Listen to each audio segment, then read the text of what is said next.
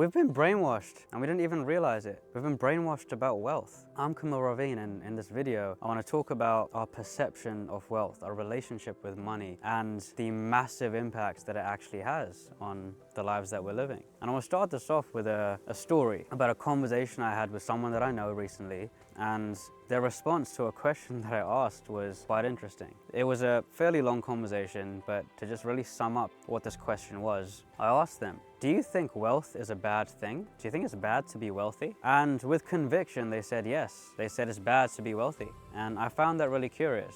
But if I was to go back years ago when I was younger, I had the same belief. I had the same story that it's bad to be wealthy. Now you might be wondering, well, where does this come from? Is this true? And just to set some context, give a few examples that maybe you can relate to. When I was growing up, I remembered having so many stories about money, about wealth. Money doesn't grow on trees, money is the root of all evil, rich people are snobs, and so many other stories. Maybe you have some of this yourself, and it was picked up through conditioning, through the way that I was raised, through certain things that I was fed by society, by the education system. And it had a real impact on how I saw money, on how I saw wealth. And of course, that led me to make certain choices that weren't going to be useful. If someone has a negative perception of wealth and money, they are unlikely to create it. They are unlikely to make choices that are going to further their own wealth. Now, as I'm exploring this, you may start to see this more and more after you watch this video. But if you look at TVs and movies and things you may have heard in school, there were certain perceptions that were shown of people who had money. They might have been greedy, they might have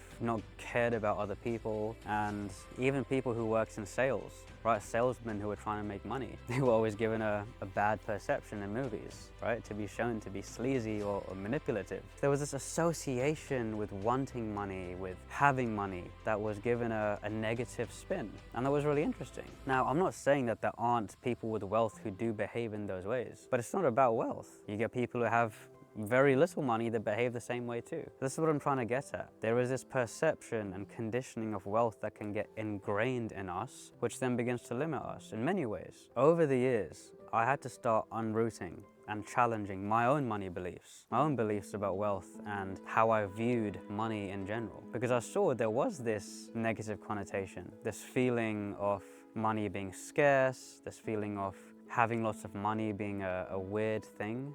And it was natural for me to feel that way because of everything that I've been conditioned in. But I remember a very long time ago, I didn't have that belief. I used to see money as this thing that was great.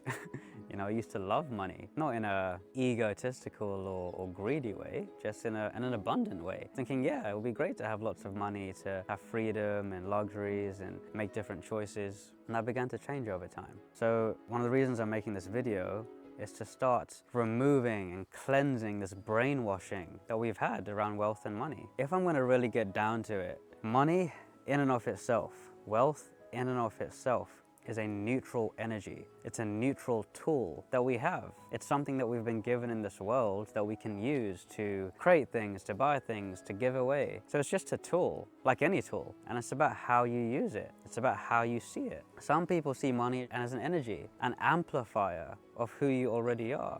If someone is extremely generous and they have lots of money, that money is just going to amplify the generosity. If someone is very greedy already and they have lots of money, that money is just going to amplify the greediness. So it's just a tool. It's something we can use to either serve, to give, to build, to share, to enjoy, or to be used in a different way. This is what I'm trying to get at. As long as we change our relationship with money, with wealth, that is when the real change begins to happen. But it's about starting to wake up and realize that so much of what we've been taught and fed about money and wealth is simply not true. Open your eyes, look for yourself, see the perceptions that it's been given in movies, in the education system, in politics even.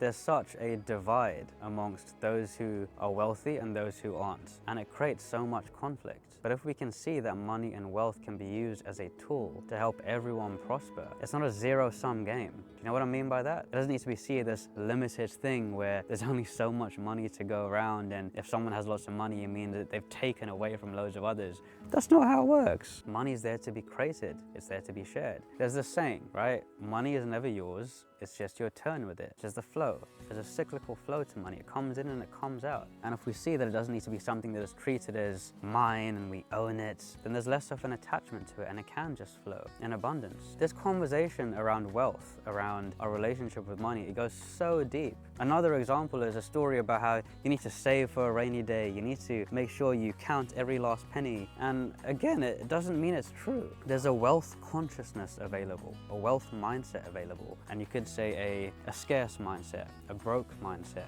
that most people live in, where they struggle to get by. They don't see money as something they can create easily. They don't see money as available. They don't see being wealthy as something that's available to them. But it's simply because of everything we've been conditioned. Schools don't teach you how to make money. People aren't taught how to build and scale businesses. It's just a system that keeps you as a cog in this machine to just produce without really creating a lifestyle of freedom for yourself. But right now, there's a big shift happening. So many people are trying to change this, to help people come away from the typical outdated models where they can now begin to build something on their own, to scale on their own, to create greater freedom for themselves and see that wealth is not a bad thing. Wealth can be an amazing thing for you, for your family, for those you want to give to. Wealth can be an amplifier of good if you treat it as that. So if in this moment you notice there are some beliefs, some thoughts about money, about being wealthy that you have, perhaps it's time to start letting go of that and to start seeing money as something completely different, something you can invite into your life, something you can welcome, something you can love, something that you can be grateful for, and something you can create infinitely more of. The more that we change our relationship with money, start seeing it as this neutral tool, this energy, this amplifier, this thing that is available in abundance and doesn't have to take away from anyone, the more likely you are to create it. I've spoken to so many people when generally they're working in industries, jobs they don't like, and there's only a certain limit or ceiling on what they can earn, and they're struggling to get by. When they think about living lifestyles of travel freedom, time freedom, flexibility, being able to support a whole different lifestyle, they think it's not available to them, it's unrealistic. But again, it's simply because we've been conditioned and learned certain skills that just aren't on that level. But that doesn't mean those skills can't be learned. So if you do want to start creating more wealth for yourself, we live in the best time than ever to do this. This is one of the reasons I did leave behind my previous career in law and built my own business and made a success of it. And I'm earning more now, way more now, than I ever would have done back in law. So this is the point. There is so much more available when we see that wealth doesn't have to be this scarce thing that's unavailable to you. And if we change our relationship with money and how we see it, how we view it, how we treat it, so much more opens up. So challenge those beliefs that you have. See that wealth can be an amazing thing. It's not this evil, bad thing that we've been led to believe. Let's undo the brainwashing. And from watching this video, I'd love to hear more about what you got from it. Tell me about your relationship with money, how you view wealth. Drop a comment, I'd love to hear more. And if you found value, this video like, subscribe, and in the description box, you'll find a couple links to connect with me if you want to talk more and discuss more about your relationship with money. If you want to book in some time to talk, there's also a link for that too. Love you all.